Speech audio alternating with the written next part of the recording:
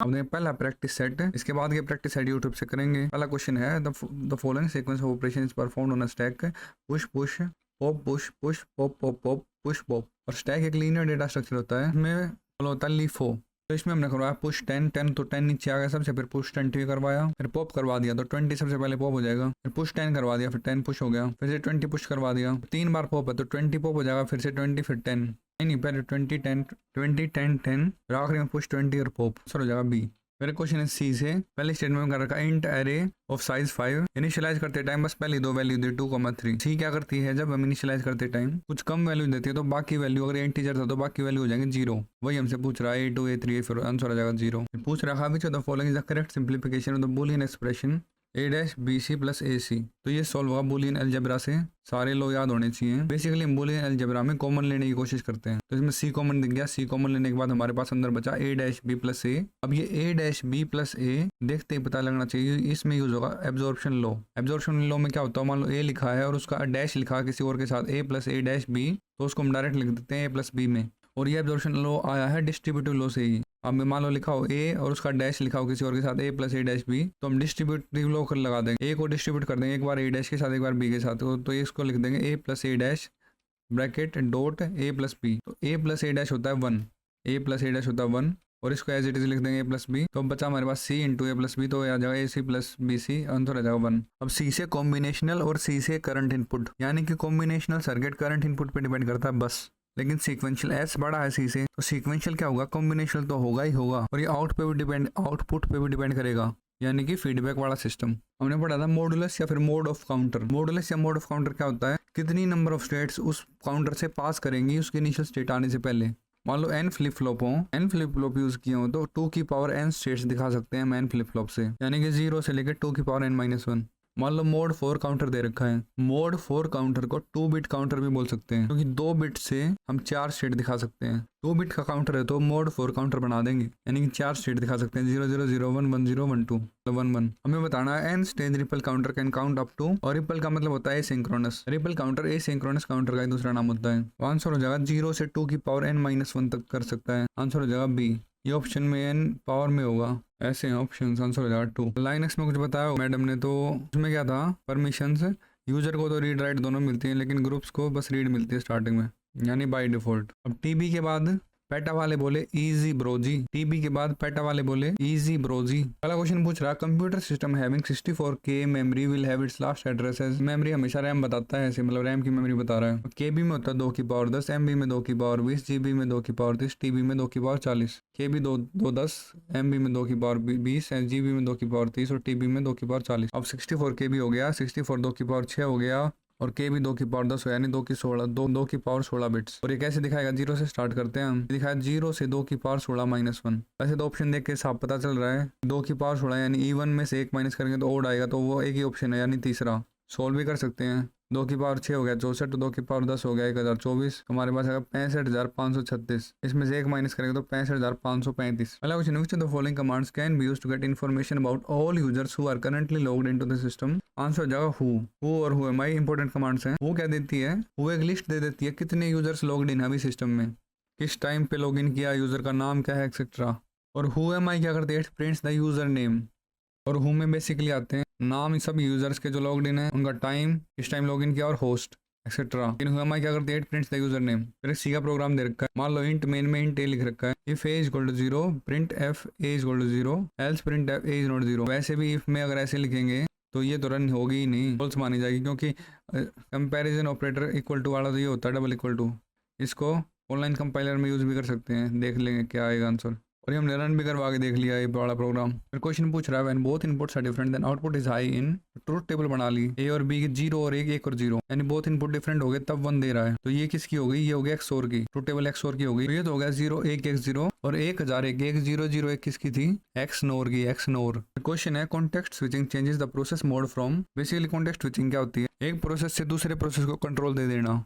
तो वो user process भी हो सकता है और कर्नल प्रोसेस भी हो सकता है। तो पॉसिबिलिटीज होगी या तो यूजर मोड से कर्नल मोड में जाएंगे या कर्नल मोड से यूजर मोड में जाएंगे। तो इसका आंसर हो जाएगा बोथ 1 और 2। मल्टीप्लेक्सर को मक्स भी बोलते हैं और मक्स से कॉम्बिनेशनल सर्किट होता है जिसको हम डेटा सेलेक्टर भी बोलते हैं। डेटा सेलेक्टर यानी मैनी टू 1 देगा ये। और बेसिकली मल्टीप्लेक्सर को दिखाते हैं बड़ा n इंटू 1 और ये बड़ा n होता है 2 की पावर n छोटे n के बराबर। बड़ा n इक्वल टू 2 की पावर छोटा n और जो 2 की पावर छोटा n है जो n होता है छोटा n वो होता है सिलेक्ट इनपुट लाइंस। और मल्टीप्लेक्सर आप ब्लॉक डायग्राम देखें तो ये मल्टीपल इनपुट्स में लेके एक आउटपुट देगा। तो इसलिए इसको लिखते हैं 16 इंटू 1 मक्स। फॉर एग्जाम्पल 16 इंटू मक्स लिख दिया तो 16 होगा 2 की पावर छोटे n के बराबर और जो छोटा n होगा वो होगा बराबर सेलेक्ट लाइंस के बराबर। क्वेश्चन में देखा 4 बिट डेटा सेलेक्ट इनपुट यानी सेलेक्ट लाइंस बता रखी हैं। 4 सेलेक्ट लाइन होगी S0 S1 S2 S3 और इनपुट लाइंस आती हैं 2 की पावर सेलेक्ट लाइंस कर दो 2 की power number of select lines यानी 16 यानी I0 से लेकर I15 तक जाएगा। तो आंसर आ गया 16:1 multiplexer. In J K flip flop if J is equal to K the resulting flip flop is referred to as. पहले फ्लिप फ्लॉप को बना के देख लेते। मान लो इनपुट में J और K है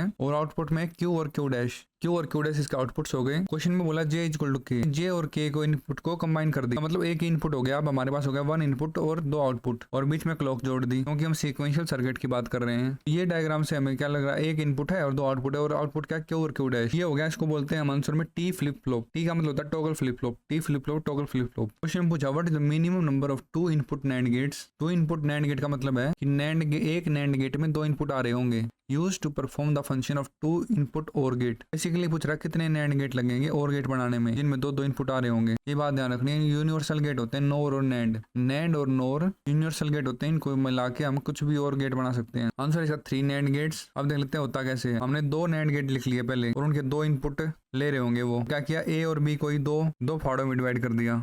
पहले में A को A कर दी दूसरे में B को B कर दी और होता है A प्लस B और NAND होता है A इंटू B का कॉम्प्लीमेंट। NANड होता है A इंटू B का कॉम्प्लीमेंट। तो पहले वाला NANड दे देगा हमें A इंटू A का बार, दूसरे वाला दे देगा B इंटू B का बार और A इंटू A ही होता है ये होता है आइडम्पोटेंट लो और B into B is equal to B ये होता है आइडम्पोटेंट लो। फिर तीसरे NANड के बाद हमारे पास आया A बार डॉट B बार का होल बार। तो हम लगा लेंगे डी मॉर्गन लो। ऊपर वाला बार खोलने के लिए हमने A बार को बार दे दिया और डॉट बदल गया प्लस में और B बार को भी बार दे दिया। तो हमारे पास आ गया A प्लस B। अगला क्वेश्चन है dash is a function that is expanded in line when it is invoked that is the compiler replaces the function call with the corresponding function code. यानी बार बार function call करने की बजाय उसी line में उसको खोल देता है। इसको बोलते हैं इनलाइन फंक्शन।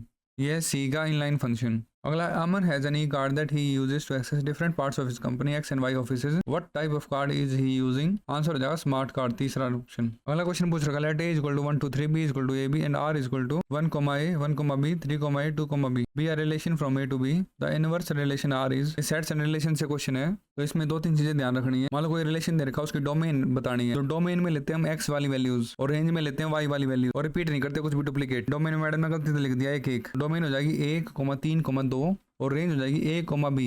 डोमेन में x वाली वैल्यूज रेंज में y वाली वैल्यूज। और जब इनवर्स ऑफ r निकालना हो या फिर r के पावर -1 होता है इनवर्स ऑफ r तो इनको स्वैप कर दो, x को y बना दो y को x। गिवन रिलेशन का इनवर्स हो जाएगा a 1 b 1 a 3 b 2। जैसे सिंटेक्स लिखें तो r इक्वल टू मान लो कर्ली ब्रेसेस x y है और x बिलोंग कर रहा है a को और y बिलोंग कर रहा है b को तो r इनवर्स लिखें तो कर्ली ब्रेसेस y x हो जाएगा और यहाँ y बिलोंग करेगा b को। वही बात होगी पहले वाला एलिमेंट अब दूसरे वाले को बिलोंग करेगा और पीछे वाला आगे वाले को यानी x belongs to a। Homework question पहला question which of them is not a valid DBMS data model? Relational, hierarchical, complex और network। मतलब when two numbers of n digits each are added and sum occupies n plus 1 digit the situation is called। यानी कि n और n add करने से n plus 1 आ रहा है तो क्या कंडीशन का ओवरफ्लो, अंडरफ्लो, नॉर्मल या पहला question which the following statements are true about doubly linked list. पहला इट में इधर लीनियर और सर्कुलर, दूसरा इट में कंटेन अ हेडर नोड, तीसरा है it will occupy same memory space as that of linear linked list both having same number of nodes। Class stack is sometimes called a push down list, push down array, pop down list, pop up array। अगला question networking से आया हुआ है subnet mask of class A is. इनमें से select करना subnet mask of ए। एक होते क्लासलेस एड्रेसिंग, एक होते क्लासफुल। ये क्लासफुल एड्रेसिंग है, क्लास ए नाम दे दिया तो क्लास ए का एड्रेस बताना सबनेट मास्क में। तो हम बात करें यूनरी ऑपरेटर और आउटपुट बेस्ड प्रॉब्लम्स की। यूनरी ऑपरेटर में आते हैं मोस्ट इंपोर्टेंट इंक्रीमेंट ऑपरेटर और डिक्रीमेंट ऑपरेटर। इंक्रीमेंट में भी प्री इंक्रीमेंट और पोस्ट इंक्रीमेंट, प्री यानी पहले, पोस्ट यानी बाद में। ऐसे ही डिक्रीमेंट ऑपरेटर में भी प्री डिक्रीमेंट और पोस्ट डिक्रीमेंट। और इंक्रीमेंट में होता है इंक्रीजिंग द वैल्यू बाय 1 और डिक्रीमेंट में भी होता है डिक्रीजिंग द वैल्यू बाय 1। जैसे x is equal to x plus plus कर रखा है तो यहाँ यहाँ पे भी होगा x equal to x plus one, और x equal to plus plus x यानी प्री इंक्रीमेंट यूज कर रखा है, तो इसका मतलब ये होता है x equal to x plus one. इसको एग्जाम्पल से समझेंगे। इंट x इक्वल टू 4, फिर print percent d comma x plus plus, यहाँ पोस्ट लिखा, फिर print f percent d plus plus x, यहाँ प्री इंक्रीमेंट लिखा। तो इसका बेसिक फंडा क्या होता है, पहले बात करेंगे पोस्ट इंक्रीमेंट की। पोस्ट इंक्रीमेंट का बेसिक फंडा ये होता है कि x प्लस प्लस की बात की है, पोस्ट इंक्रीमेंट बोल रहा है ये, यानी कि जो ये यहाँ पे x लिखा हुआ है x प्लस प्लस, यहाँ पे तो जो x की वैल्यू असाइंड है वही यूज करो, लेकिन जैसे ही प्लस प्लस के बाद में जैसे ही दूसरा प्लस हमने पार किया उसके बाद कहीं भी x दिख जाए तो वहां पे यूज होगी x प्लस वन एक्स की वैल्यू। जैसे कि अगले प्रिंट एफ में परसेंट डी एक्स कर रखा है, और ये अगले वाला x हमने पहले वाले के x प्लस प्लस के आखिरी प्लस वाले के बाद कहीं भी x यूज करेंगे तो प्लस इंक्रीमेंटेड मिलेगा हमें x। लेकिन प्री में ऐसा नहीं होता, प्री में ऐसा होता है कि पहले तो इंक्रीमेंट करो और फिर उस में असाइन करो, यानी कि प्री में क्या होता है पहले इंक्रीमेंट फिर बाद में असाइन, लेकिन पोस्ट में क्या होता है पहले असाइन बाद में इंक्रीमेंट। फिर क्वेश्चन है, कुछ एग्जांपल्स हैं। मान लेते हैं इंट y इक्वल टू 1 है, फिर हमने कर दिया x equal to plus plus y plus plus plus y, और एक बहुत इंपॉर्टेंट बात ध्यान क्या रखनी है कि प्लस प्लस वाई कर रखा है तो y 2 हो गया, लेकिन यहाँ पे असाइन नहीं करना। जब ऐसे इक्वेशन दे रखी है तो असाइन हम बाद में करेंगे, यानी कि मेमोरी में अभी 2 हो चुका है, असाइन बाद में करेंगे मेमोरी में, लेकिन y को 2 हो चुका है। फिर से हमें दिखा प्लस प्लस वाई, अब ये मेमोरी में जाके करेगा y को 3 कर देगा, और हमने पूरी इक्वेशन देख ली। अब जहां जहां हमें y दिखेगा हम वहां वहां 3 पुट कर देंगे, तो अपडेटेड वैल्यू जो मेमोरी में लास्ट में हमारे पास बची वो असाइन कर देंगे जहां जहां y दिखेगा, तो ये हो जाएगा 3 + 3 = 6।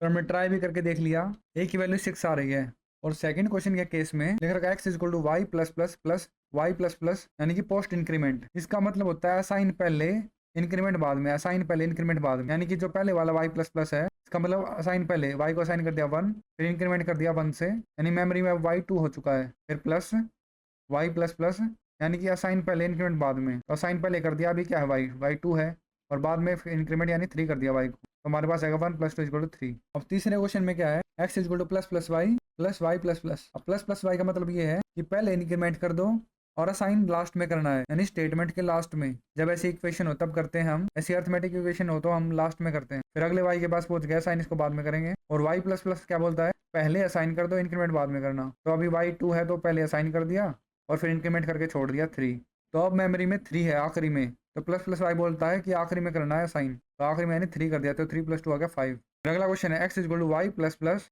Plus plus plus y, y plus plus post क्या बोलता है पहले असाइन कर दो इंक्रीमेंट करते रहना, तो अभी y की वैल्यू 1 है, पहले असाइन कर दी और इंक्रीमेंट कर दिया मेमोरी में करके छोड़ दिया, फिर हमें दिखा प्लस, फिर प्लस प्लस वाई, और प्लस प्लस वाई बोलता है पहले इंक्रीमेंट कर दो फिर असाइन करना, यानी कि मेमोरी में कर दिया 3, और फिर ये इक्वेशन भी खत्म हो चुकी है, तो असाइन भी साथ साथ कर देंगे, यानी 3, तो आंसर आ जाएगा 1 + 3 4।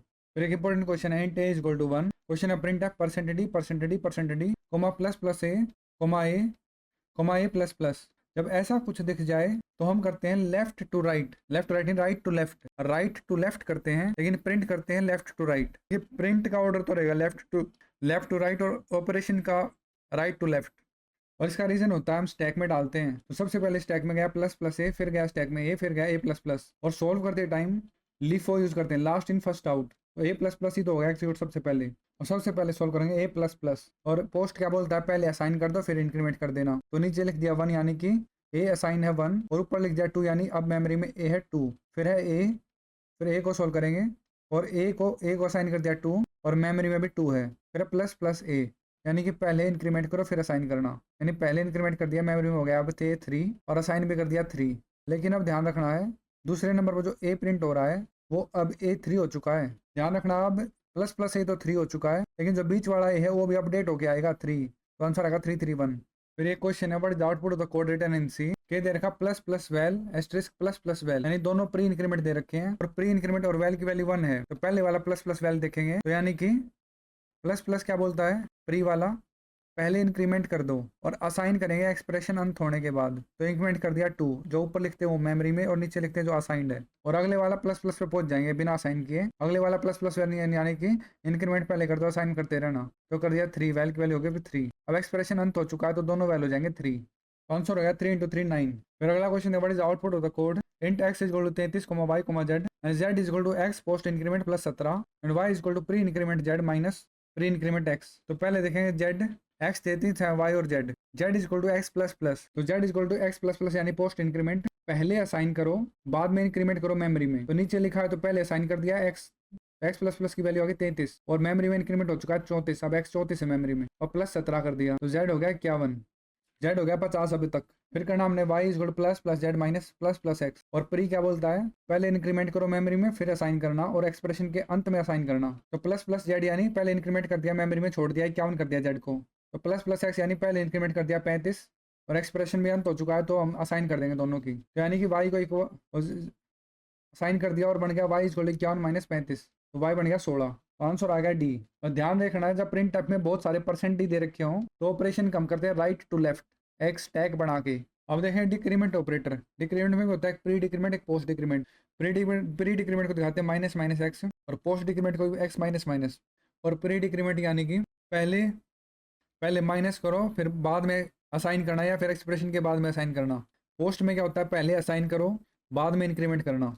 जैसे क्वेश्चन देखो तो int x equal to 5 print f percent d minus minus x, यानी कि पहले डिक्रीमेंट करो तो मेमोरी में एक्स 4 हो चुका है फिर असाइन करो यानी अब एक्स 4 है, लेकिन दूसरे वाले क्वेश्चन में print x equal to 5 print f percent d x minus minus, post वाले में पहले असाइन करो यानी कि प्रिंट एफ वाली लाइन में एक्स अभी 5 है लेकिन मेमोरी में 4 हो चुका है।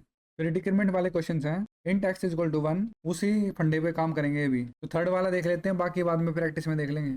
तो पहले देखेंगे y equal to x minus minus, यानी कि पोस्ट वाले में पहले असाइन करते हैं बाद में इंक्रीमेंट या डिक्रीमेंट मेमोरी में करते हैं, तो मेमोरी में कर देंगे 0, मेमोरी में हो गया x 0, और फिर प्लस एक्स माइनस माइनस, यहाँ पे भी पोस्ट है यानी पोस्ट बोलता है कि पहले असाइन करो बाद में माइनस करना मेमोरी में, तो यहाँ असाइन करते हैं 0 और बाद में माइनस कर देंगे मेमोरी में -1 हो जाएगा, तो मेमोरी में हो गया -1, आंसर आ गया y इक्वल टू 1 + 0 1। फिर क्वेश्चन देंगे find output in the following code int main int a b a equal to b equal to 4 b equal to a post increment, फिर print f percent d a plus plus minus minus b plus plus a b minus minus. अब यहाँ पे कोई expression नहीं है, ये print F में coma लगा के छोड़ रखे हैं और ये प्रिंट एफ यूज करती है इस प्रकार में स्टैक, इसलिए हम यहाँ यूज करते हैं राइट टू लेफ्ट ऑपरेशंस को सोल्व करते हैं, या फिर इजी सोल्व करना तो स्टैक बना लो, एक स्टैक में सबसे पहले गया a प्लस प्लस फिर माइनस माइनस b फिर प्लस प्लस a फिर b minus minus, operation solve करते टाइम हम b माइनस माइनस उठाएंगे सबसे पहले, लेकिन प्रिंट होता है लेफ्ट टू राइट ही। पहले b equal to a plus plus को देख लेते हैं, पोस्ट है तो बोलेगा पहले असाइन कर दो फिर बाद में मेमोरी में इंक्रीमेंट कर देना, b इक्वल टू 4 हो चुका है और a मेमोरी में 5 हो चुका है। फिर हम इसको ऐसे ऑर्डर में सोल्व करेंगे first second third fourth, b minus minus यानी पोस्ट डिक्रीमेंट पहले असाइन कर दो बाद में सब्ट्रैक्ट कर देना, तो b की वैल्यू अभी 4 है और मेमोरी में 3 रख देंगे, तो यानी 4 असाइन नीचे असाइन ऊपर मेमोरी, तो मेमोरी में 3 हो चुका है b। फिर सोल्व करेंगे प्लस प्लस a यानी प्री इंक्रीमेंट, प्री में क्या होता है पहले इंक्रीमेंट कर दो बाद में असाइन करना, तो पहले इंक्रीमेंट कर दिया a को मेमोरी में, a 6 हो चुका है मेमोरी में अभी, बाद में असाइन करेंगे तो इसको लास्ट में असाइन करेंगे। तो अगला है माइनस माइनस b यानी कि पहले डिक्रीमेंट करो असाइनमेंट बाद में करेंगे, तो b हो चुका है, b 3 हो चुका था अब 2 हो जाएगा, तो माइनस माइनस b यानी प्री डिक्रीमेंट करना है, तो पहले डिक्रीमेंट कर दो मेमोरी में असाइन बाद में करेंगे सबसे लास्ट में। फिर a प्लस प्लस यानी कि असाइन पहले कर दो और इंक्रीमेंट बाद में करना मेमोरी में, यानी कि पहले a की वैल्यू अभी 6 है तो पहले असाइन कर दी 6 और बाद में मेमोरी में 7 कर देंगे। फिर जो असाइनमेंट करने के लिए छोड़ी थी अब a की वैल्यू हम वहाँ पटक देंगे असाइन कर देंगे 7, तो आंसर हो जाएगा 6 2 7 4। फिर क्वेश्चन देखेंगे what is output of the given code void main int a equal to 3 b star p double star q। ध्यान रखना जो स्टार p लिखा होता है तो इसमें यानी कि p का will contain address of a variable, लेकिन जब डबल स्टार q यानी डबल स्टार दिख जाए तो q will contain the address of a pointer, जिस टाइप का पॉइंटर वेरिएबल होता है उसी टाइप के वेरिएबल का एड्रेस वो स्टोर करता है। हमने असाइन किया p इजक्वल टू एम% या ए या फिर एड्रेस ऑफ ए, और क्यू में असाइन किया एड्रेस ऑफ p, यानी कि Q will have address of the pointer p। अभी तक मान लेते हैं a का एड्रेस 500 और वैल्यू 3 है जो असाइन करवाई थी, और मान लेते हैं b का एड्रेस 600 है और अभी गार्बेज वैल्यू है इसमें। फिर क्या है, p एक पॉइंटर ऑफ टाइप इंट है और p पॉइंट कर रहा है a को, क्योंकि हमने p में रखा है एड्रेस ऑफ a, तो p में वैल्यू में आ जाएगा a का एड्रेस यानी 500, और इस p पॉइंटर का एड्रेस मान लो 600 है। इसका मतलब q will have the address of p pointer p, तो q में वैल्यू में आ जाएगा 600, और मान लेते हैं q का एड्रेस है 700। मान लो किसी पॉइंटर के आगे स्टार लगा दिया, फिर डी रेफरेंसिंग ऑपरेटर लगा दिया, तो ये हमें देगा वैल्यू, उस वेरिएबल की वैल्यू देगा जिस वेरिएबल के एड्रेस को p कंटेन कर रहा है, फिर जिस वेरिएबल की तरफ p पॉइंट कर रहा है। और ये होता है कैसे है, मान लो p को असाइन किया तो p इजक्वल टू एम% या फिर p is equal to address of a, और स्टार p कैसे करते हैं हम, स्टार p लगाने से क्या होता है, अब p क्या है, p एम% ऑफ ए, और स्टार और एम% आपस में कैंसिल हो जाते हैं और हमारे पास आ जाता है a। और जब हम डबल स्टार लगाते हैं, मान लो डबल स्टार q, तो q क्या था, q की वैल्यू पुट की तो q है एम% ऑफ p, तो एक एम% और एक स्टार कट जाएंगे और हमारे पास बचेगा एक स्टार p, और स्टार p बचा मेरा p क्या है, p इज एम% ऑफ ए, तो वो भी खोल दिया हमने, और आखिरी में भी एक स्टार और एम% कट गया, हमारे पास आया आखिरी में a, यानी कि स्टार p भी वैल्यू ऑफ ए और डबल स्टार q भी वैल्यू ऑफ ए है। तो स्टार q की वैल्यू भी 3 आ गई और स्टार p की भी 3, तो 3 + 3 × 2 इक्वल टू 12, तो b 12 आ गया, आंसर आ गया 12। ये कॉमन सेंस से भी कर सकते थे। और एम% होता है रेफरेंसिंग ऑपरेटर और स्टार होता है डी रेफरेंसिंग ऑपरेटर। फिर एक क्वेश्चन है, consider the following C++ code segment, int a equal to 10, b equal to 20, int star p equal to एम% a यानी address of a, star q equal to एम% of b यानी address of b। और ऐसे questions को डिब्बा बना के करने से आसानी रहती है, जैसे a इक्वल टू 10, या फिर डिब्बा बनाया, a नीचे लिखा और उसके अंदर वैल्यू 10 है और एड्रेस उसका 100 है, और मान लो b है, b का वैल्यू 20 और एड्रेस उसका 200 है। फिर हमने एक पॉइंटर बनाया p, उसमें एड्रेस दे दिया a का, यानी p की वैल्यू में होगा 100। फिर बनाया q पॉइंटर, जिसमें एड्रेस ऑफ b डाल दिया, तो q की वैल्यू होगी 200। फिर हमने क्या, p इक्वल टू q, और q की वैल्यू कितनी, 200, तो p भी अब 200 हो जाएगा, p भी 200, q भी 200। q पॉइंट कर रहा था b को, अब p भी पॉइंट करने लग जाएगा b को, आंसर हो जाएगा D, both p and q will point to b। Question है, what is the output of the following SQL statement, select average bracket में salary from employee where department is equal to sales. तो ये जो AVG function है, ये इसको बोलते हैं एग्रीगेट फंक्शंस, और हमने 5 टाइप के एग्रीगेट फंक्शंस पढ़े हैं, काउंट, सम, एवरेज, मैक्स और मिन। एवरेज को लिखते हैं हम AVG, फ्रॉम के बाद आता है टेबल का नाम, और एवरेज फंक्शन की ब्रैकेट में आता है कॉलम का नाम, और ये हमें दे देगा the average salary of employee in the sales department. और एग्रीगेट फंक्शंस कॉलम में सिर्फ न्यूमेरिक वैल्यूज़ पे काम करते हैं। अब काउंट के 2 प्रकार हो सकते हैं, तो काउंट के ब्रैकेट में स्टार लिख दो या फिर काउंट के ब्रैकेट में कॉलम का नाम आएगा। और इन दोनों में डिफरेंस क्या होता है, इसे याद रखना है। काउंट के ब्रैकेट में अगर स्टार दे दिया तो स्टार दिख रहा है पूरा गोल, यानी पूरे यूनिवर्स जैसा कि सब कुछ काउंट कर लो। Count all the rows in the table, यानी नल वैल्यूज भी काउंट कर लेता है। और काउंट के ब्रैकेट में अगर कॉलम का नाम दे रखा है तो ये क्या कह रहा है, count the number of rows having non null values in a column. और ये एम्प्लॉय टेबल का नाम। और ग्रुप बाय क्या करता है, ग्रुप बाय किसी कॉलम के बेस पे ग्रुप्स कर देता है, किसी कॉलम के बेस पे डेटा को ग्रुप कर देता है। और जब भी हमें मतलब ग्रुप बाय दिखेगा तो उसके साथ हमें एग्रीगेट फंक्शन जरूर दिखेगा। जब भी ग्रुप बाय दिखेगा किसी भी एसक्यूएल स्टेटमेंट में तो ये मैंडेटरी है कि एग्रीगेट फंक्शन भी दिखेगा। और जो हैविंग है वो ग्रुप बाय पे जो ग्रुप्स बनेंगे उन ग्रुप्स के ऊपर कंडीशन लगाने के काम आता है, तो हमेशा हैविंग ग्रुप बाय के साथ दिखता है। तो इस क्वेरी का आउटपुट आ जाएगा, मान लो एक डिपार्टमेंट में जिसमें 4 डिपार्टमेंट है, सेल्स के अंदर 4 एम्प्लॉइज, HR के अंदर 6, मार्केटिंग के 10, अकाउंट्स के 2, तो सिर्फ HR 6 और मार्केटिंग 10, ये आउटपुट आ जाएगा। तो इसका आंसर हो जाएगा बी, यानी the department with more than 5 employee and their total number of employees. फिर असर्शन रीजन वाला क्वेश्चन आता है। असर्शन दे रखा है, database schema is the design of a database, और रीजन है database schema is also called the visual and logical architecture, visual and logical architecture. और ये स्कीम नहीं है, स्कीमा है, और स्कीमा के अंदर होता है जैसे डेटाबेस का नाम, टेबल का नाम, फिर एट्रीब्यूट्स का नाम, और कौन सा एट्रीब्यूट प्राइमरी की होगा, कौन सा फॉरेन की होगा, कौन सा कैंडिडेट की होगा, और कौन सा एट्रीब्यूट का क्या डेटा टाइप है, जैसे कौन सा कैर है, कौन सा वेर कैर है, कौन सा इंट है। अब असर्शन भी ठीक है और रीजन भी ठीक है, लेकिन reason is not the correct explanation of assertion, क्योंकि दोनों सेम ही बात लिख रखी है। Data base scheme is the design, दूसरे में data base scheme is the visual and logical architecture.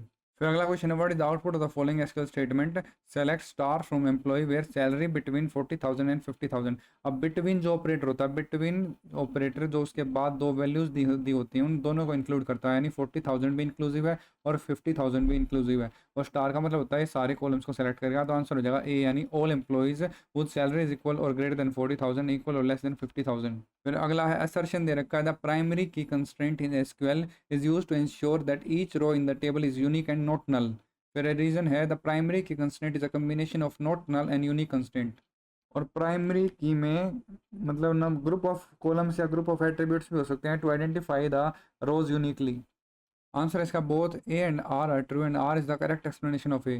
फिर असर्शन दे रखा था like operator in SQL is used to match a value with a pattern. Reason दे रखा है the underscore character can be used with like operator in SQL.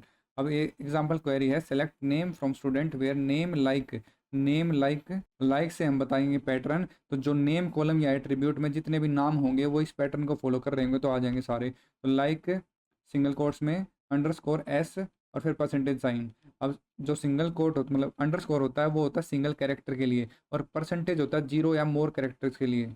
और like operator के साथ हम सिर्फ दो वाइल्ड कार्ड कैरेक्टर्स का यूज़ करते हैं, पहला है अंडरस्कोर, दूसरा है परसेंटेज। और जो अंडरस्कोर है वो सिर्फ ओनली वन कैरेक्टर को शो करता है और जो परसेंटेज वाला है वो 0, 1 या मोर कैरेक्टर्स। जैसे एग्जांपल पैटर्न लें तो सिंगल कोट्स के अंदर परसेंटेज फिर ए फिर एक अंडरस्कोर फिर दूसरा अंडरस्कोर, यानी कि लास्ट थर्ड कैरेक्टर होना चाहिए ए, उसके बाद दो कैरेक्टर आ सकते हैं और ए से पहले 0, 1 या मोर कैरेक्टर आए तो पैटर्न मैच कर जाएगा।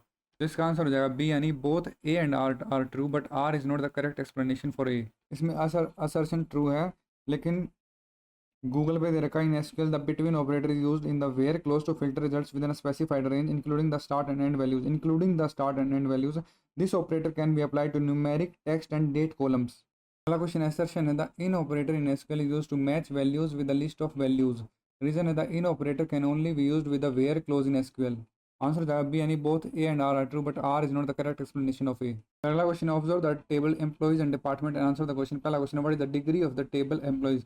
डिग्री होती है टोटल नंबर ऑफ कॉलम्स या attributes in a table, total number of columns attributes या फील्ड्स इन अ टेबल। तो इसमें एम्प्लॉइज वाले में 4 यानी 4 कॉलम हैं तो 4 आंसर हो जाएगा। अगला what is the cardinality of the table department. अब कार्डिनलिटी होती है टोटल नंबर ऑफ रोज या tuples in a table is called cardinality. इसमें ऊपर वाली को कॉलम एट्रीब्यूट्स वाली रोज को काउंट नहीं करते, तो D1 D2 D3 यहाँ पे 3 रोज हैं।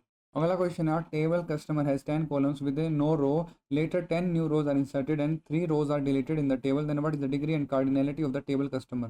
फिर 10 कॉलम्स हैं और 10 रोज डाल दी, फिर बाद में 3 डिलीट कर दी तो 7 रोज बदल, डिग्री होगी 10, कार्डिनलिटी 7। अगला क्वेश्चन है table student has 4 columns and 10 rows and student 2 has 5 columns and 5 rows. If we take the Cartesian product of these two tables what is the degree and cardinality of the resultant table.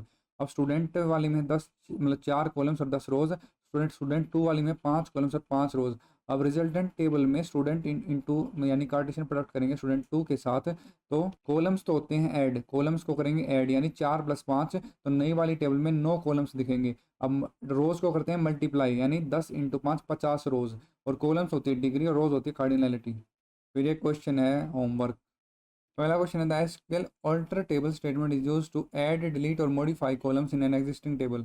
अगला question है which of the following Oracle SQL statement is not correct. फिर पहला दे रखा है select star from customers order by country. Order by से हम select query से जो रिजल्ट आएगा उसको ऑर्डर में डाल देते हैं असेंडिंग या डिसेंडिंग, और कुछ भी नहीं लिखेंगे तो बाय डिफ़ॉल्ट होता है असेंडिंग। फिर दूसरी क्वेरी भी ठीक है, select star from customers order by country DESC यानी डिसेंडिंग ऑर्डर में। फिर अगला select star from customers order by country ASC DESC, तो दोनों थोड़ी लिख सकते हैं। फिर अगली query select star from customers order by country ASC customer name DESC। अब इसमें मल्टीपल कॉलम्स को भी एक साथ सॉर्ट कर सकते हैं। जो सेलेक्ट स्टार फ्रॉम कस्टमर से रिजल्ट आएगा उसको ऑर्डर बाय कर देंगे, कंट्री कॉलम को तो असेंडिंग में और कस्टमर नेम कॉलम को डिसेंडिंग में। अगला क्वेश्चन है the following command is used with SQL select statement in Oracle to return only distinct या डिफरेंट वैल्यूज। तो गूगल पे है the distinct keyword is used with the select statement in SQL to return only unique या different values from a specified column और set of columns. Which of the following is not a part of a data definition language in RDBMS यानी relational database management system. तो DDL की trick थी TCDA और T और C में TR और CR था, T और C में TR और CR था, नहीं ट्रंकेट और क्रिएट। फिर match the following formal relational term with informal equivalents. Relation होती है टेबल, टप्पल होता है रो, एट्रीब्यूट होता है कॉलम, डोमेन होती है वैल्यूज़। फिर विच of the following is used for single line comment in SQL? In SQL, single line comment begins with two hyphens. Two hyphens. Everything on the line after these two hyphens is treated as a comment and is ignored by the SQL parser. With the multi-line comments in SQL, f slash फिर asterisk फिर बंद करते time asterisk पहले f slash बाद में। अगर attributes या columns के डेटा टाइप्स की बात करें तो मैं जैसे रोल नंबर है तो उसका डेटा टाइप होगा इंट, और मान लो कोई स्ट्रिंग है तो उसका होगा कैर या वेर कैर। कैर होता है एक स्ट्रिक्ट लिमिटेड लेंथ का, और वेर कैर होता है वेरिएबल लेंथ का। डेट ऑफ बर्थ में क्या होगा, डेट ऑफ बर्थ का डेटा टाइप होगा डेट। फिर एसक्यूएल में सिंगल लाइन कमेंट देखें तो डबल हाइफन से लगाते हैं हम, और मल्टीपल लाइन लगाते हैं हम एफ स्लैश एस्ट्रिस्क और बंद करते हैं एस्ट्रिस्क और एफ स्लैश से। तो एचटीएमएल की बात करें तो एचटीएमएल में HTML comments begin with this, यानी कि एंगुलर ब्रैकेट चालू एक्सक्लेमेशन मार्क दो हाइफन, और फिर दो हाइफन लगा के एंगुलर ब्रैकेट बंद। And in HTML there is only one syntax for comments which can be used for both single line and multi line comments, और वो syntax है ये वाला। अगला क्वेश्चन है what is the cardinality and degree of relation having 50 tuples and 20 attributes? तो 20 तो degree होता है नंबर ऑफ एट्रीब्यूट्स यानी कि 20, और कार्डिनलिटी होती है। अब एक और ट्रिक है इसमें, कार्डिनलिटी में टी आता है, कार्डिनलिटी में टी आता है तो इसका मतलब टप्पल है। अब डिग्री में टी नहीं आता तो टप्पल नहीं है, कार्डिनलिटी में टप्पल तो 50। अगला क्वेश्चन है the following statement is part of data manipulative language in SQL? तो डी सारी की बात कर लेते हैं एक बारी।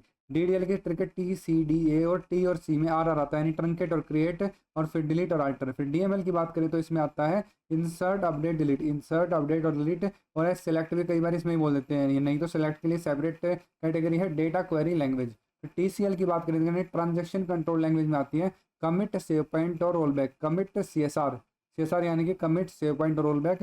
और DCL यानी डेटा कंट्रोल लैंग्वेज में आती है ग्रांट और रिवोक। अगला क्वेश्चन देखेंगे जो the following keyword is used in Oracle SQL to sort the result set in ascending or descending order? हम यूज करते हैं ऑर्डर बाय का। एग्जांपल देखें तो select name from student, order by name. अगर यहाँ पे कुछ नहीं लिखा तो बाय डिफॉल्ट असेंडिंग ऑर्डर होता है, और नहीं तो लिख सकते हैं हम डिसेंडिंग के लिए DESC। अगला क्वेश्चन देखें identify the SQL wild card character in Oracle which represent 0, 1 और मल्टीपल कैरेक्टर्स। आंसर होगा %। अब लाइक कीवर्ड से करते हैं हम ये सब कुछ, लाइक कीवर्ड से करते हैं पैटर्न मैचिंग। इसमें दो वाइल्ड कार्ड कैरेक्टर होते हैं, % और अंडरस्कोर। % क्या होता है, वो दिखाता है हमें 0, 1 या मल्टीपल कैरेक्टर्स आ सकते हैं वहाँ पे, और अंडरस्कोर सिर्फ ओनली 1 कैरेक्टर। एग्जाम्पल देखें तो select E name from employee where E name like के बाद लिखते हैं pattern in the single quotes S%, यानी कि S के बाद कितने भी कैरेक्टर आ सकते हैं। S के बाद 0, फिर S के बाद I आ गया, फिर S के बाद ID आ गया, फिर समर सुमित। अगला क्वेश्चन है which of the following Oracle SQL statements can be used to select the name of customers who have no address? इसका पहला देखेंगे select name from customers where address is null. यही use करते हैं हम is null जब हमें check करना हो किसी टप्पल के पर्टिकुलर एट्रीब्यूट की वैल्यू नल हो, तो हम ये चेक करते हैं कि address is null, where address is null. अगला address is equal to null कुछ नहीं होता, नो एड्रेस भी कुछ नहीं होता, और एड्रेस इज एम्प्टी भी कुछ नहीं होता। अगला क्वेश्चन है count star is use to count the number of values in a column. फिर अगला count is use to count the number of rows of the query result. ये दोनों गलत है, यानी कि नीदर 1 नॉट 2 करेक्ट। ये उल्टे लिखे हुए हैं, क्योंकि काउंट स्टार की सही डेफिनेशन है count star is use to count the number of rows of the query result. और काउंट जिसमें ब्रैकेट में कॉलम डालते हैं वो क्या काम आता है, काउंट ब्रैकेट में कॉलम नेम वाला is use to count the number of values in a column. अगला क्वेश्चन है what is a join operation in SQL any structured query language? Join is an operation used to combine rose from 2 or more tables based on 1 or more common fields between them. अगला देखें the default constraint of SQL will provide a default value for a column where none is specified. अगला DBMS या फिर data management system used for management maintenance and retrieval of the data stored in database. अगला देखें the values of the attributes in a database describe a particular entity. The values of the attributes in the database describe, important question है, the values of the attributes in a database describe a particular entity. अगला question what is the full form of DASD in database management system? DASD यानी direct access storage device, direct access storage device. अगला question which the following used to define the structure of a relation as well as delete relations and relate schema? Answer होगा data definition language, जिसमें आती है TCDA, और T और C के आगे are लगता है, यानी ट्रंकेट और क्रिएट। अगला question what is the purpose of a relational database management system? RDBMS to store and manage data in a structured format using tables columns and rows. अगला question है dash is a system database that contains description of the data in the database. ये होता है data about data. यहाँ पे हमें option में मिल सकता है डेटा कैटलॉग या फिर मिलेगा डेटा डिक्शनरी, डेटा कैटलॉग या डेटा डिक्शनरी। अगला क्वेश्चन है which of the following is a column in a table that points to the primary key of another table? Answer होगा फॉरेन की।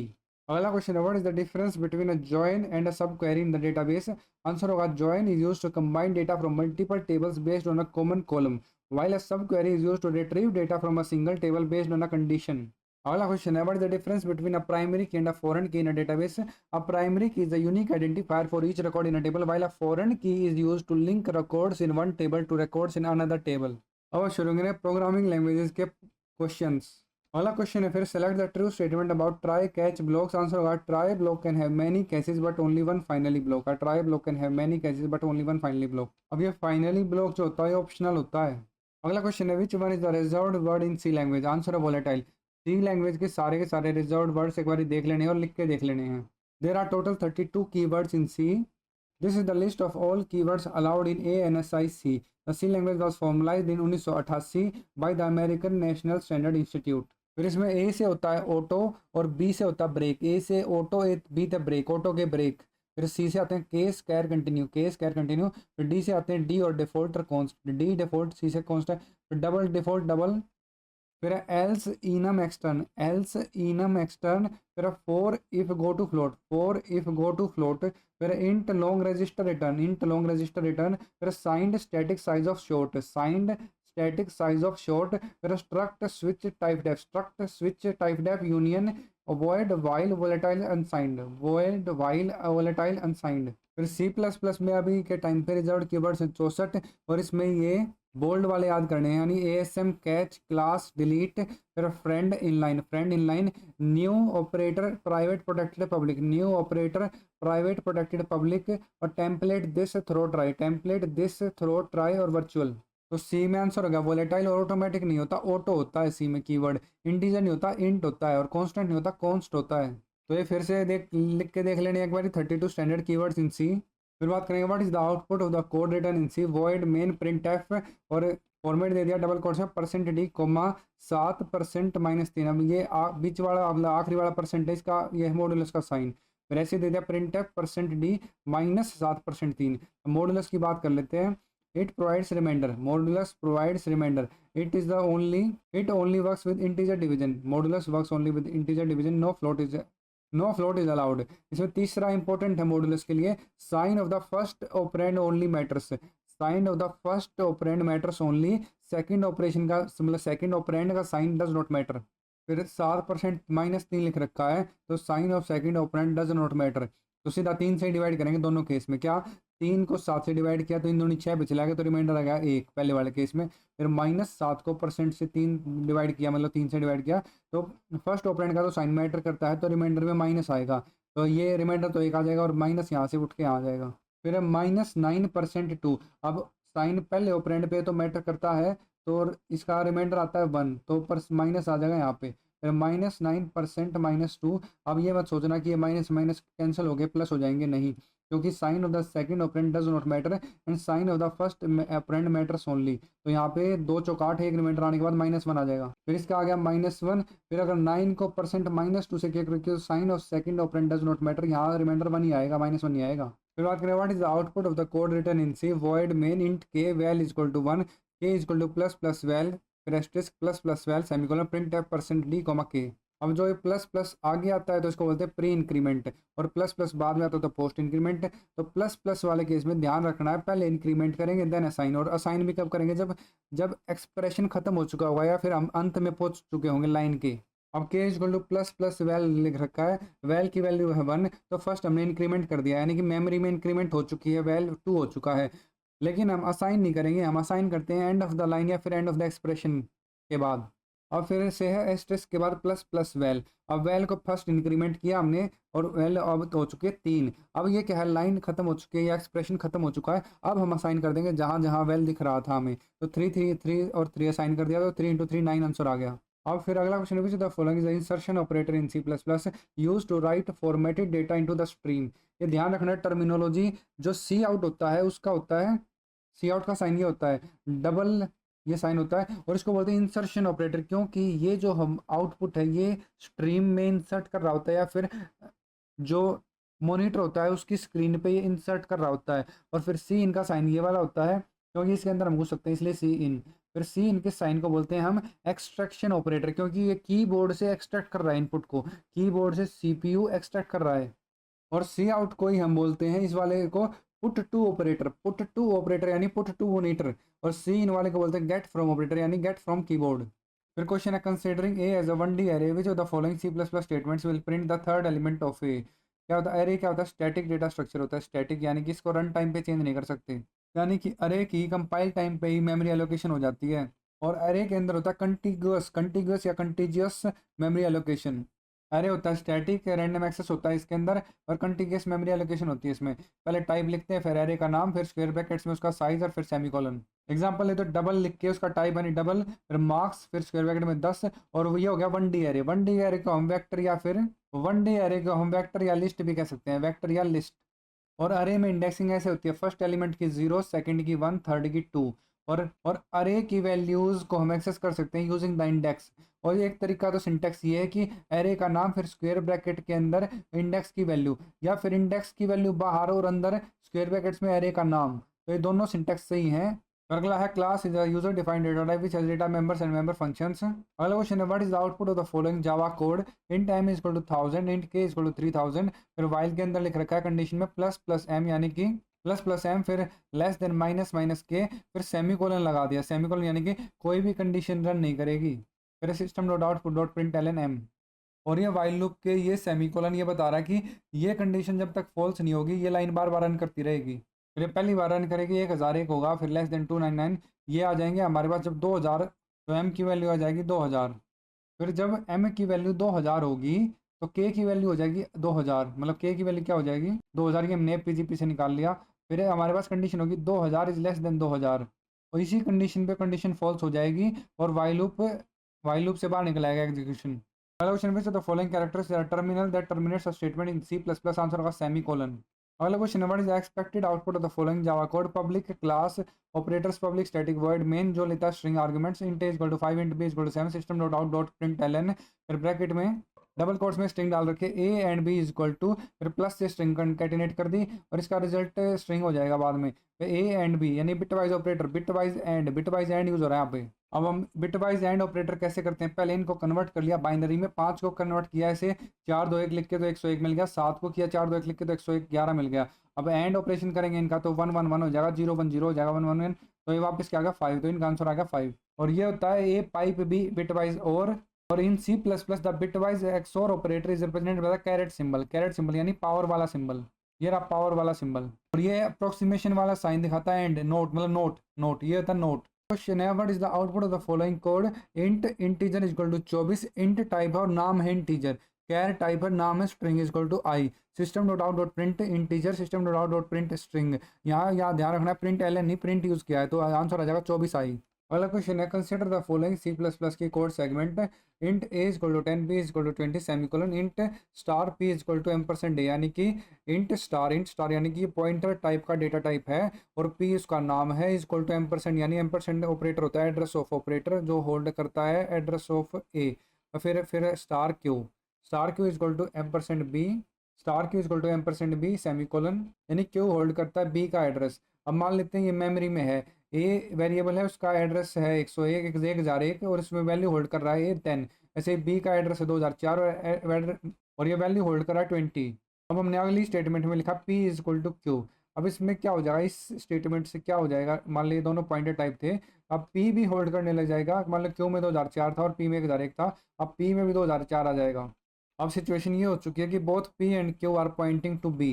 अगला question है include stdio.h main method में लिख रखा है कर्ली ब्रेसेस में प्रिंट एफ, फिर bracket में 6 प्लस डबल कोट्स में एक स्ट्रिंग दे रखी है हेलो वर्ल्ड और फिर एस्केप सीक्वेंस एंड। अब ये ध्यान रखना है प्रिंट एफ में जब 6 प्लस लिखा हो तो ये बोल रहा है कर्सर को 6 आगे बढ़ जाओ, यानी कि H1 मतलब ये है 1 2 3 4 5 6। अब ये 6 प्रिंट नहीं होंगे, W से प्रिंट होगा यानी कि वर्ल्ड आंसर आएगा। और ये हमने टेस्ट भी कर लिया, प्रिंट एफ में लिखा 6 प्लस, ये बोल रहा है यहाँ से स्टार्ट करना है यानी कि 6 को छोड़ दो 7 और 8 को प्रिंट कर दो। अगला क्वेश्चन देखिए फिर the following is correct declaration statement in C plus plus. पहला int star P T R is equal to 0, pointer में हम 0 डाल सकते हैं, इसका मतलब int star P T R is equal to 0 comma P, यहाँ पे एक पॉइंटर डिक्लेयर कर दिया ऑफ द इंटीजर टाइप, उसमें हमने 0 डाल दिया और एक वेरिएबल डिक्लेयर कर दिया जिसका नाम है P of the integer type. फिर int P comma star P T R is equal to 0, ये भी सही है। फिर अगला इंट पी, हमने एक वेरिएबल डिक्लेयर कर दिया। फिर अगली लाइन में लिखा डबल स्टार एफ पी, यानी कि pointer of double type is equal to M% of P. ये गलत हो जाएगा क्योंकि जिस डेटा टाइप का वेरिएबल होता है उसी डेटा टाइप का हमें पॉइंटर डिक्लेयर करना पड़ता है। तो ये हो जाएगी इनकरेक्ट स्टेटमेंट। अगर आपने एक पॉइंटर को जीरो से इनिशियलाइज कर दिया, जैसे कि यहाँ पे star P T R equal to zero, इसका मतलब होता है नल पॉइंटर। यहाँ पे मैंने जीरो रख दिया था, यहाँ पे भी जीरो रख दिया है, और ये हो गया नल पॉइंटर, यानी कि हमने पॉइंटर में किसी भी वेरिएबल का एड्रेस नहीं रखा है अभी तक। अगर आपको डिक्लेरेशन के टाइम पे नहीं पता कि इस पॉइंटर में कौन सा एड्रेस आएगा, मतलब किस वेरिएबल का एड्रेस आएगा, तो आपको उसको नल पॉइंटर से इनिशियलाइज कर सकते हो, यानी जीरो लगा सकते हो उसमें। ये आप डिक्लेरेशन के टाइम पे ही कर सकते हो बस। अगला क्वेश्चन है, the programming language C plus plus was developed by Bjarne Stroustrup, और इसने स्टार्ट किया था सी प्लस प्लस को बनाना 1979 में, 1979 में, और और 1983 तक आते आते इसको नाम दिया गया था सी प्लस प्लस, और 1972 में बनी थी सी बाय द डेनिस रिची, और 1979 में इसका नाम था सी विद क्लासेस। और ध्यान रखना है, C plus plus bottoms up approach करती है, C plus plus bottoms up approach करती है, और सी क्या करती थी, top down approach, C follow करती थी टॉप डाउन अप्रोच। अब सी को ऐसे ध्यान रखना, सी का फाउंडर है डेनिस रिची, और डी से डेनिस, डी से डाउन, सी का फाउंडर है डेनिस रिची, डी से डेनिस, डी से डाउन। अगला क्वेश्चन है, which of the following is an example of the fifth generation language, answer होगा प्रोलॉग। फिर देखेंगे Fortran stands for formula translation. फिर देखें categories of computer languages, low level language versus high level language, हमने देख रखा है। और हाई लेवल में आते हैं सी, सी प्लस प्लस, जावा, कोबोल, PHP, और लो लेवल में आती है मशीन लैंग्वेज और असेंबली, मशीन लैंग्वेज और असेंबली लैंग्वेज आती है लो लेवल में। फिर देखें evolution of computer languages, first generation language में आती है मशीन लैंग्वेज या बाइनरी लैंग्वेज, फर्स्ट जनरेशन में मशीन लैंग्वेज या बाइनरी लैंग्वेज। फिर सेकंड जनरेशन लैंग्वेज में आती है assembly language, second generation is assembly language, a medium of communication with a computer in which programs are written in mnemonics. An assembly language is specific to a given computer. फिर third generation language, third generation से ध्यान रखना, सी से start होती है, सी का letter place value होता है 3, तो इसलिए थर्ड जनरेशन लैंग्वेज। इसमें आते हैं सी, सी प्लस प्लस, जावा, कोबोल। सी वाली तो सारी थर्ड है, यानी जिसमें सी से स्टार्ट हो रहा है वो सारी थर्ड है। सी, सी प्लस प्लस, जावा, कोबोल, पास्कल, और पास्कल में भी सी आता है, पास्कल में भी सी आता है, इसलिए थर्ड जनरेशन है। Et cetera are the some high level languages. Third generation languages require detailed procedures. अब बात करेंगे फोर्थ जनरेशन लैंग्वेजेस की। Fourth generation language just require what do we want from the code rather than how to do, that is the procedure. इसमें क्या होते हैं, बस हम बताते हैं what do we want rather than how to do. These languages are similar to statements in the human language mainly used in database programming. Example Python, Ruby, SQL, MATLAB. Example Python, Ruby, SQL और MATLAB. Fourth generation languages की trick बन सकते हैं PQRS, PQRS, P से Python, R से Ruby, S से SQL, और Q से क्या, क्वेश्चन हम करते हैं MATLAB में। फिर कह रहे हैं fifth generation language, the fifth generation language are more focused on artificial intelligence implementation. These have visual tools to develop a program. इसमें आते हैं प्रोलॉग, OPSS मर्क्यूरी, प्रोलॉग और OPSS Mercury are some SGLS। Example Prolog OPS5 Mercury, Prolog OPS5 Mercury. अब बात करेंगे types of programming language. पहला देखें procedural programming language, दूसरा देखें फंक्शनल प्रोग्रामिंग लैंग्वेज। प्रोसीजरल में आती हैं सी, सी शार्प, जावा, पास्कल, फोर्ट्रान, सी शार्प, जावा, पास्कल और फोर्ट्रान एक्सेट्रा।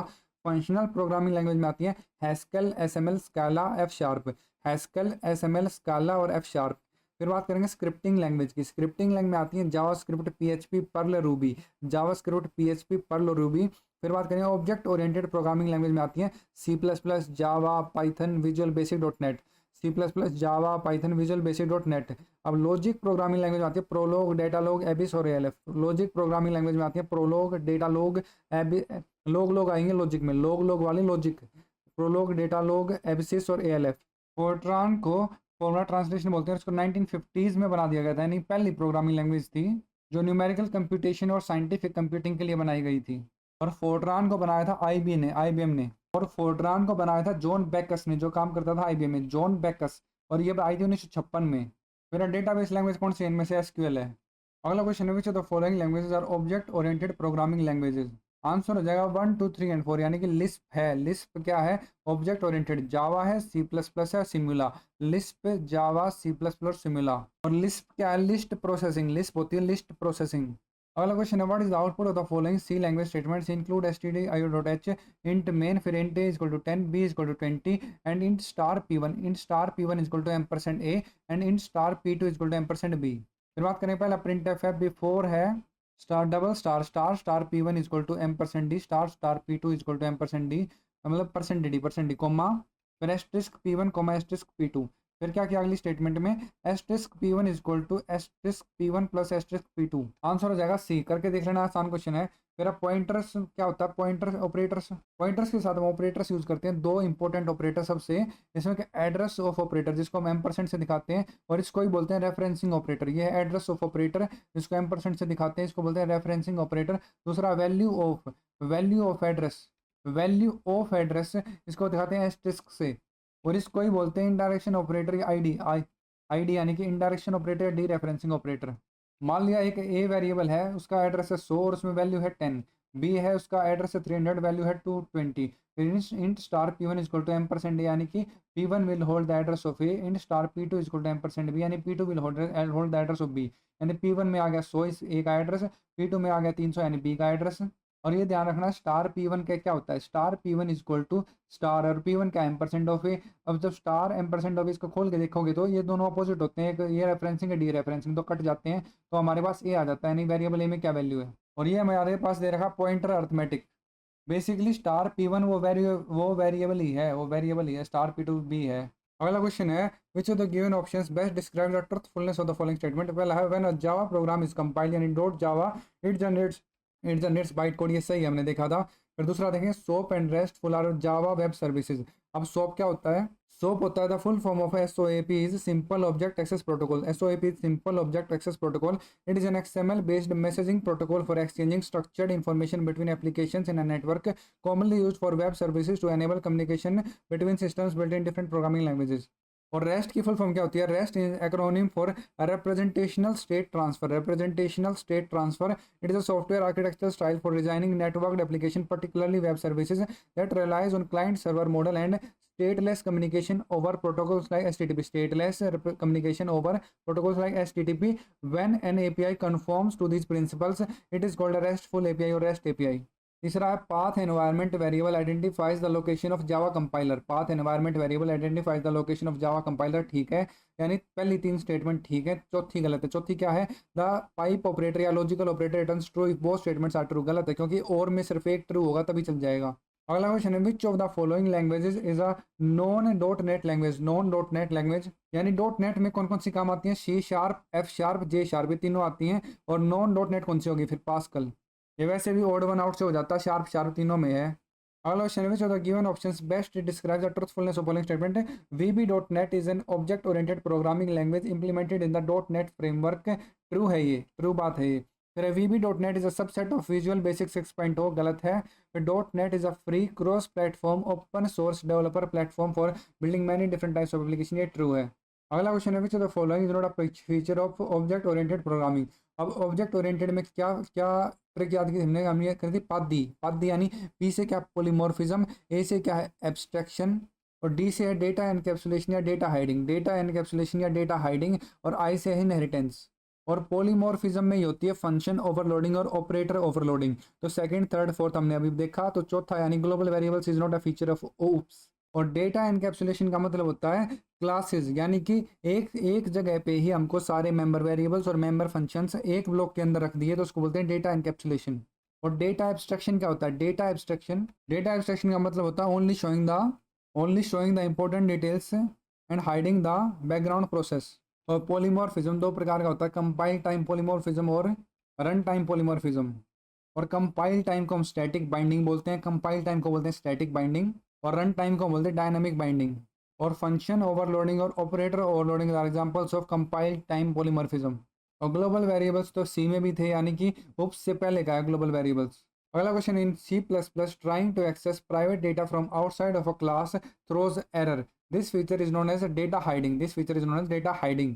और रन टाइम पॉलीमॉर्फिज्म या फिर डायनामिक बाइंडिंग वर्चुअल फंक्शन से अचीव होती है, वर्चुअल फंक्शंस। अगला question, a virtual function is a member function in base class that you expect to redefine in derived classes.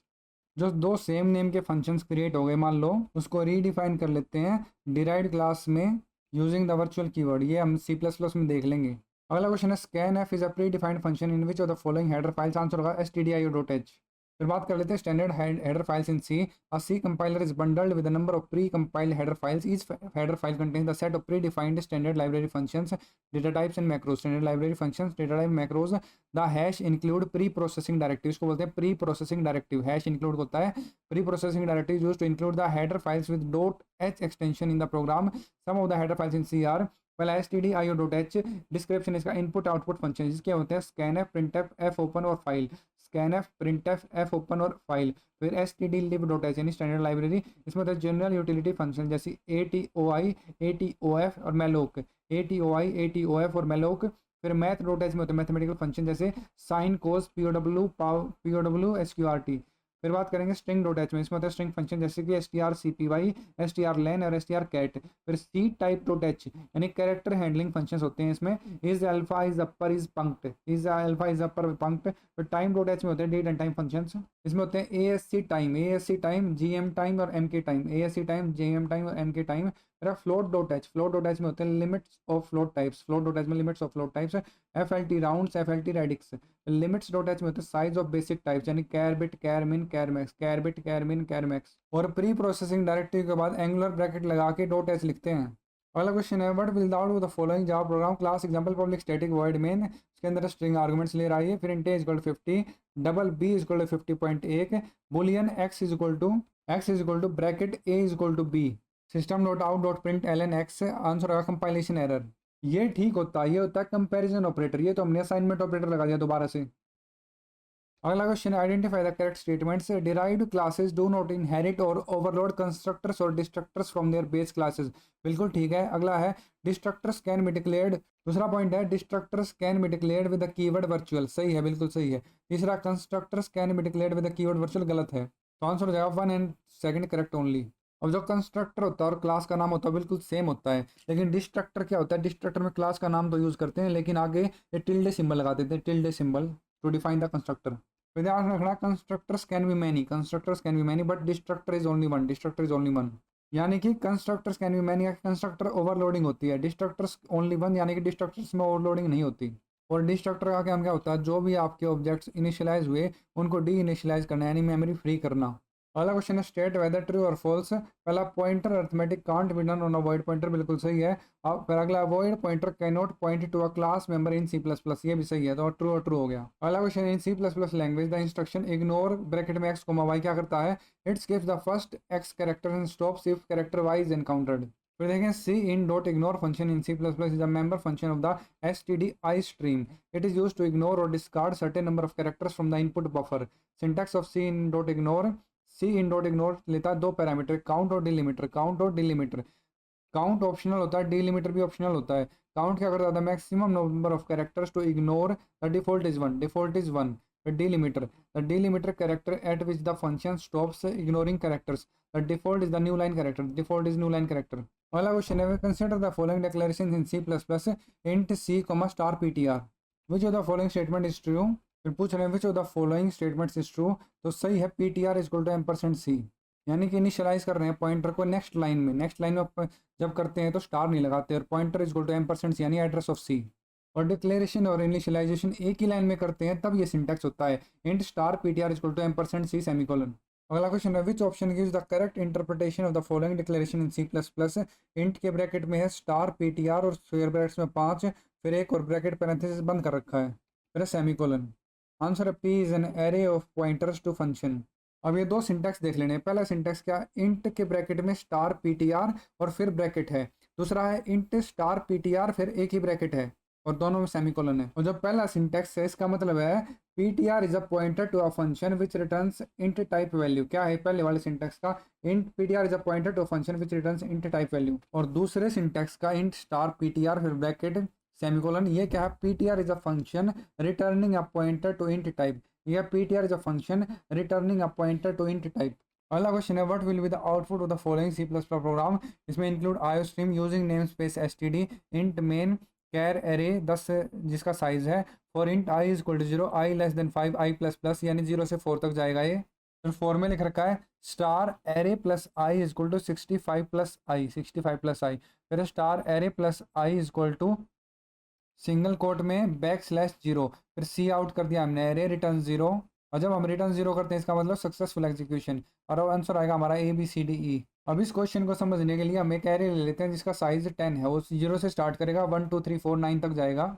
एक बात ध्यान रखनी है एरे के से रिलेटेड, कि एरे का नाम भर लिखने से क्या इंडिकेट हो रहा है, एरे का बस हमने नाम लिखा है उससे क्या इंडिकेट हो रहा है कि वो बेस एड्रेस अपने पहले इंडेक्स या फिर अपने पहले वैल्यू का बेस एड्रेस होल्ड कर रहा है, सिर्फ नाम भर लिखा हमने एरे का। यानी कि एरे लिखते ही हमें ये इंडिकेट होना चाहिए, ये लिखा हुआ है एम्परसेंड एरे और स्क्वायर ब्रैकेट्स में 0। मान लेते हैं जो 0th इंडेक्स है उसका एड्रेस है 100 और इसका एड्रेस 101, ऐसे ऐसे 109 एड्रेस तक है। कंटीजियस मेमोरी एलोकेशन बोलते हैं इसको। और एरे लिखने से ये मान लो कि इसका एड्रेस लिखा हुआ है जीरोथ एलिमेंट का या 0th इंडेक्स का, यानी कि 100 लिखा हुआ है यहाँ पे एरे लिखने से, यानी कि 100 है हमारा बेस एड्रेस। और ये ध्यान रखना है जब हम करली ब्रेसेस नहीं लगाते यानी ब्लॉक डिफाइन नहीं करते किसी भी लूप का, तो बस जो आगे वाली पहली स्टेटमेंट होती है वही होती है फॉर लूप के अंदर, ये फॉर लूप के बाहर है। अब इस वाली लाइन को समझते हैं एक बारी। लिखा हुआ है एस्टेरिस्क के अंदर एरे प्लस आई। अब हमने देखा था एरे उस बेस एड्रेस को दिखा रहा होता है जहाँ से शुरू होता है यानी 100। अब आई पहली वैल्यू आई की 0 है और 100 + 0 हो गया। अब एस्टेरिस्क लगा के यानी कि पॉइंटर क्या क्या जब हम एस्टेरिस्क लगा देते हैं तो वो हमें बताता है उस पर्टिकुलर लोकेशन पे कौन सी वैल्यू रखी हुई है। और ये एस्टेरिस्क होता है आईडी यानी कि इनडायरेक्शन ऑपरेटर या फिर डी रेफरेंसिंग ऑपरेटर। और इसमें हमने डाल दिया 65 + आई, 65 + आई 0 है यानी 65। तो ये स्काई वैल्यूज जाएंगे इसके अंदर कैरेक्टर एज अ कैरेक्टर यानी ए चला गया। और 65 होता है बड़ा ए, 90 होता है बड़ा जेड, 97 होता है छोटा ए, 122 होता है छोटा जेड, और इनमें डिफरेंस होता है 32 का। फिर अगले इटरेशन के फॉर लूप में क्या होगा, एस्टेरिस्क 100 + I1 हो चुका होगा तो 101वें एड्रेस पे हम क्या डाल देंगे, 101वें एड्रेस पे 65 + 1 यानी 66 = B चला जाएगा। अब 105 में कैरेक्टर पे चला जाएगा ये क्या, बैकस्लैश और 0, और इसको बोलते हैं null character. Null character = backslash 0। और इससे क्या हो जाएगा, हमारी स्ट्रिंग कंप्लीट हो जाएगी। लास्ट होता है स्ट्रिंग में नल कैरेक्टर जो दिखाता है हमें end of the string. Last होता है नल कैरेक्टर स्ट्रिंग में जो हमें दिखाता है एंड ऑफ द स्ट्रिंग। अगला क्वेश्चन है what is the expected output of the following Python code, print dictionary iteration D = dict। अब D में हमने की डाली LMN = 1 2 3 उसमें वैल्यू डाल दी। फिर D में की डाली ABC = 3 4 5 डाल दी। फिर for I in D print S %D। फिर परसेंट लिख के ब्रैकेट में डाल दिया I, DI। यानी कि हमने डिक्शनरी बना दी ऐसी डिक्शनरी बनाने से पहले की है मैंने उसकी वैल्यू 1 2 3, फिर दूसरी की है ABC उसकी वैल्यू है 3 4 5। अगला क्वेश्चन है in C++ if a function f is defined as a friend function then which of the following category of data members can be accessed using the function f। Answer होगा public, private, protected, तीनों। अगला question है which of the following is used to access the overridden function of the base class from the derived class. Answer होगा double colon, इसको बोलते हैं हम scope resolution operator. और मेनली हम इसका इस्तेमाल तब करते हैं जब हाइब्रिड इनहेरिटेंस की बातें करते हैं हम। ये हाइब्रिड इनहेरिटेंस नहीं हुई, मान लो क्लास ए और क्लास बी है और क्लास सी है तो ये क्या होगी, मल्टीपल इनहेरिटेंस। अगला क्वेश्चन है in case of private inheritance in C++ which of the following correctly represent the accessibility of the data variables from the second derived class. Answer होगा private variables no, protected variables no, public variables no. इसका एक chart ध्यान रखना, मान लो base class में private, protected और public members हैं, ऐसे 3 डिराइव्ड बना लेते हैं 3 केसेस के लिए। मान लो प्राइवेट, प्रोटेक्टेड, पब्लिक है इनमें तीनों में। फिर हम डिराइव्ड क्लास से बेस क्लास को प्राइवेट मोड में जब इनहेरिट करते हैं तो प्राइवेट तो किसी में भी नहीं आते हैं ना तो जब प्राइवेट मोड में इनहेरिट कर रहे होते हैं, ना प्रोटेक्टेड मोड में जब इनहेरिट कर रहे होते हैं, ना पब्लिक मोड में जब इनहेरिट कर रहे होते हैं। तो प्राइवेट मेंबर्स तो बेस क्लास की देती ही नहीं है वो। अब बात करें प्रोटेक्टेड और पब्लिक की। जब हम प्राइवेट इनहेरिट करते हैं तो प्रोटेक्टेड और पब्लिक जाते हैं प्राइवेट में डिराइव्ड के, और जब हम प्रोटेक्टेड में कर रहे होते हैं इनहेरिट तो प्रोटेक्टेड और पब्लिक बेस के जाते हैं डिराइव्ड के प्रोटेक्टेड में। और जब हम पब्लिक इनहेरिटेंस कर रहे होते हैं तो प्रोटेक्टेड जाता है प्रोटेक्टेड में, पब्लिक जाता है पब्लिक में। अगली बात करेंगे इन case of protected inheritance in C++ which of the following correctly represent the accessibility of the data variables from the second derived class. अब ध्यान रखना ऑप्शन प्राइवेट वेरिएबल्स तो सदा नो आएगा इधर, क्योंकि बेस क्लास अपने प्राइवेट वेरिएबल देती ही नहीं है। फिर प्रोटेक्टेड वेरिएबल्स मतलब प्रोटेक्टेड इनहेरिटेंस के टाइम पे प्रोटेक्टेड और पब्लिक दोनों आ जाते हैं। प्रोटेक्टेड तो जाता है प्रोटेक्टेड इनहेरिटेंस में, दोनों प्रोटेक्टेड और पब्लिक डिराइव्ड क्लास के प्रोटेक्टेड में आ जाते हैं। अगला क्वेश्चन है what is the correct interpretation of the following declaration in C++। Int bracket में स्टार FPTR, फिर ब्रैकेट में अगले ब्रैकेट में कैर स्टार। इसका आंसर है C। FPTR is a pointer to a function which takes a character pointer as an argument and returns integer value. FPTR is a pointer to a function which takes character pointer as an argument and returns integer value. तो इसमें ये दोनों syntax याद करने हैं। जब यहाँ bracket लगा होता है तो दोनों देख लेने एक बारी। फिर देखें PYQ what is the value of 17 15 in base 10 convert करना है बेस 12 में, तो आंसर होगा बी। ये भी 12 हमने देख रखा है। जब डेसिमल से किसी की तरफ जाते हैं तो डिवाइड करते हैं, और किस चीज़ से डिवाइड करते हैं, जिस बेस में जा रहे होते हैं, यानी 12 से डिवाइड करेंगे। और 10 की वैल्यू होती है 11 की बी, 12 की सी, और इसको बोलते हैं रेडिक्स या बेस। इसको 12 को बोलते हैं रेडिक्स या बेस। रेडिक्स 12 बेस 12, ये जाएगा 0 से 11, 0 से 11, और उसमें 10 की वैल्यू होगी ए, 11 की बी। फिर ये होता है तरीका डेसिमल वाला, हमने देख लिया ट्रिक। और एनी बेस से डेसिमल में आए, एनी बेस से डेसिमल में आए तो मल्टीप्लाई करके आते हैं, मल्टीप्लाई इनटू बेस की पावर पोजीशंस। अगला क्वेश्चन है, both the inputs of XOR gate are connected to B, what will be the output. Answer होगा 0, क्योंकि एक्सोर डिफरेंट पे बन देता है और एक्सनोर सेम पे बन देता है। और एक्सोर को बोलते हैं हम एक्सक्लूसिव और गेट, और इसको हम ऐसे दिखाते हैं। और इसका सिंबल होता है स्टार, का सिंबल होता है प्लस, मतलब सर्कल के अंदर plus, Y equal to circle के अंदर प्लस बी। और इसका मतलब होता है Y equal to dot, Y equal to A dot B complement plus A complement B. और ये नोटेशन है सम ऑफ प्रोडक्ट्स, ये नोटेशन है सम ऑफ प्रोडक्ट्स। और सम ऑफ प्रोडक्ट्स में एस से सम ऑफ प्रोडक्ट्स, ऐसे सिंगल, यानी कि वंस को महत्व देते हैं हम। तो यहाँ पे क्या है, इसको 0 कॉम्प्लीमेंट हो जाएगा और बी 1 हो जाएगा। सिमिलरली इसमें ए 1 हो जाएगा और 0 यानी बी कॉम्प्लीमेंट हो जाएगा। तो सम ऑफ प्रोडक्ट्स में देखेंगे तो ऐसा लिखेगा। और ये हमारा कॉम्प्लीमेंट लो, A dot A complement equal to 0 and A plus A complement equal to 1। अब यहाँ पे हमने जब बी और बी दोनों मतलब सेम ही वो दे दिए, क्या दे दिए input, Y equal to B plus, या मतलब सर्कल के अंदर प्लस बी, यानी बी एक्स और बी कर दिया। तो ये क्या हो गया, B dot B complement plus B complement B. और कॉम्प्लीमेंट लो से क्या होता है, 0 होता है, 0 प्लस 0 0 आ गया। अगला क्वेश्चन है decimal equivalent of the binary number this, तो हमने बेस 2 से जाना है बेस 16 में। और ये हमें याद होनी चाहिए, 2 की पावर होती है 4, 2 की पावर 4 होती है 16, 5 होती है 32, 6 होती है 64, इसको ध्यान रखना है। 2 की पावर 6 64, 6 6 6 6, 2 की पावर 7 होती है 128, 2 की पावर 7 128, 2 की पावर 8 256, 2 की पावर 8 256, 2 की पावर 8 256, 2 की पावर 9 515, 2 की पावर 9 512, 2 की पावर 10 1024। तो जब एनी बेस से डेसिमल में आते हैं तो मल्टीप्लाई करते हैं 2 की पावर, मान लो 2 बेस में मतलब 2 बेस से आ रहे हैं डेसिमल में, तो 2 की पावर पोजीशन यानी 2 0, 2 की पावर 1, 2 की power 2 dash dash dash. Answer हो गया 63। अब इसका शॉर्टकट है, डायरेक्ट लिखो यहाँ पे, ये होते हैं 2 की पावर 0, यहाँ से स्टार्ट करते हैं हम गिनना, 1 2 3 4 5, यानी 2 की पावर 5 प्लस 2 की power 4 plus dash dash dash. और इसमें जीपी भी लगा सकते हैं, जीपी भी लगा सकते हैं इसमें। फिर क्वेश्चन है, simplify the following Boolean expression E into E plus F plus D into E plus F. तो हमने इसको खोल लिया, ई अंदर मल्टीप्लाई कर दिया, E into E plus E F आ गया, फिर प्लस डी आ गया, फिर डी प्लस डी एफ। और ये प्लस होता है लॉजिकल और डॉट होता है डॉट लॉजिकल एंड। अब ई प्लस ई होता है ई, और ई डॉट ई होता है ई, यानी इसको बोलते हैं आइडेम्पोटेंट लो। और जब डी ई प्लस डी दो कॉमन टर्म्स यानी सेम टर्म्स दिख जाए तो उसको हम एक बार ही लिख लेते हैं, डी प्लस डी को एक बार डी लिख लिया। फिर हमने यहाँ से ई कॉमन ले लिया, तो ई इंटू 1 प्लस एफ। और 1 प्लस समथिंग होता है 1, 1 प्लस समथिंग होता है 1, और यहाँ भी यूज किया हमने 1 प्लस समथिंग होता है 1, तो 1 into E equal to E. और A plus 1 equal to 1 and A dot 0 equal to 0, इसको बोलते हैं अनएलिमेंट लो। अगला क्वेश्चन है, flip flop is capable of storing 1 bit of information. और फ्लिप फ्लॉप होता है sequential circuit, flip flop is sequential circuit capable of storing 0 या 1 यानी 1 बिट ऑफ इन्फॉर्मेशन। अगला क्वेश्चन है, write the binary code for exam in ASCII 7, decimal code of A is 65। अब simple है, बड़ा ही होता है 65, तो बड़ा ही कितना होगा, अगर ए 65 है तो प्लस 4 कर देंगे, यानी ई आ जाएगा 69। फिर एक्स होता है 24, तो हम ए में 23 जोड़ देंगे तो 24 पास पहुँच गए, तो 65 में 23 जोड़ेंगे तो कितना पहुँच जाएगा हमारे पास 88, यानी एक्स आ गया 88। फिर ए हमारे पास 65 है ही, फिर एम क्या है, एम 13 है तो 12 जोड़ देंगे ए में 12 जोड़ेंगे तो कितने पहुंच जाएंगे हम 77 पे। तो यानी ई हमें ये इसको खोलेंगे तो 69 मिलना चाहिए, यानी कि यहाँ से स्टार्ट करते हैं हम, ये 2 की पावर 0 होता है तो यहाँ से स्टार्ट करते हैं, 1 2 3 4 5 6, 2 की पावर 6 यानी 64, तो 64 प्लस 64 प्लस 4 68 और 1 69, तो ये हो गया हमारे यहाँ 69 मिल गया। फिर हमें 88 टोना, फिर 65 पे 77। अगला क्वेश्चन है, which gate is represented by the following truth table, 0 0 पे 0 0 1 पे 0 1 0 पे 0 1 1 पे 1, तो एंड गेट है ये। तो अगला क्वेश्चन है, both the inputs of NAND gate are connected to A, what will be the output. Answer होगा ये कॉम्प्लीमेंट।